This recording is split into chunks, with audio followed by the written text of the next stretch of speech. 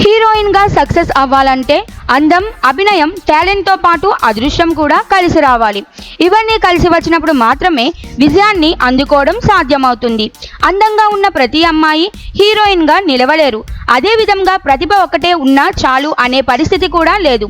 అందం, అభినయం ఉండాలి. ఆ రెండిటికి తోడు అదృష్టం కూడా తోడైతేనే హీరోయిన్ గా మెరుగు స్థాయికి చేరుకోవచ్చు. ఈ 3 అంశాలు కలిగిన అదృష్టవంతురాలుగా రుక్మిణి వసంత్ను చెప్పచ్చు. కెనడా చిత్రం సప్తసాగరాలు దాటి ద్వారా తెలుగు ప్రేక్షకులకు పరిచయమైన రుక్మిణి తొలి సినిమాతోనే మంచి గుర్తింపు తెచ్చుకుంది. ఈ సినిమాలో అవకాశం రావడం కూడా ఆమె అదృష్టాన్ని చాటుతోంది. డైరెక్టర్ ఒక ప్రకటన పేపర్లో ఇచ్చిన నోటీస్ చూసి రుక్మిణి అతడి ఫోన్ నెంబర్కు మెసేజ్ చేసి తనకు అవకాశం ఇవ్వాలని అడిగింది.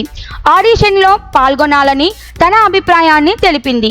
నటన పట్ల ఉన్న ఆసక్తిని కూడా ఆ మెసేజ్లో చాటి చెప్పింది. దర్శకుడు ఆ మెసేజ్ను చూసి స్పందించకపోయి ఉంటే తనకు ఆ అవకాశం దక్కేది కాదని, కాబట్టే దీనిని తాను అదృష్టంగా భావిస్తున్నానని రుక్మిణి వెల్లడించింది. ఈ సందర్భంగా ఒక స్పష్టమైన ఉదాహరణ, ఎంత కష్టపడినా కొంత అదృష్టం కూడా తోడైతేనే మనం ముందుకు వెళ్ళగలం. ఇప్పుడు రుక్మిణి వసంత్ పాన్ ఇండియా స్థాయిలో అవకాశాలు అందుకుంటుంది. యంగ్ టైగర్ ఎన్టీఆర్ సరసన డ్రాగన్ చిత్రంలో నటిస్తోంది. కెనడా భామ కావడంతో దర్శకుడు ప్రశాంత్ నీల్ ఆమెను తీసుకోవడంలో ఎక్కువగా ఆలోచించలేదు.